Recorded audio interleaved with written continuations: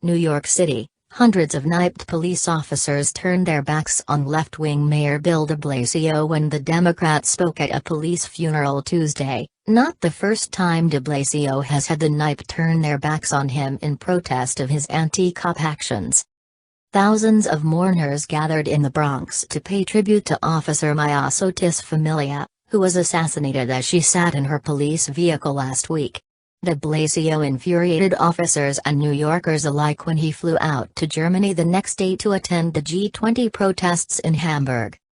That anger was on display at the mother of three's funeral, which took place at the World Changers Church in the Bronx.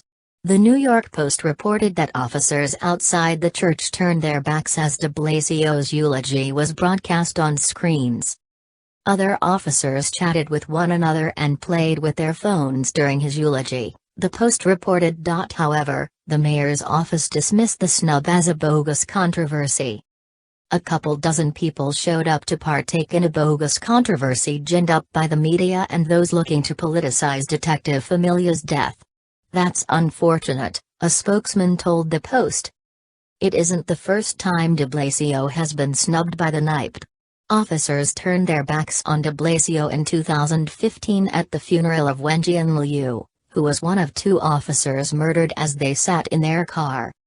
NYPD representatives, as well as rank-and-file cops, were angered by a long list of what were perceived as anti-cop comments made by de Blasio, including one in which he talked about how he had to train his son on what to do if approached by cops, implying cops were racist.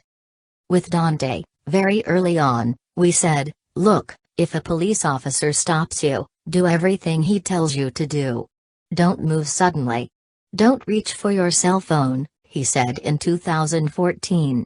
Because we knew, sadly, there's a greater chance it might be misinterpreted if it was a young man of color. On Tuesday, NYPD Union Chief Ed Mullins told the New York Daily News that the bad blood between the mayor and the cops still exists. I talked with hundreds of cops today and they have about had it with the mayor and the police commissioner and their policies. They don't feel that either one of them has their backs.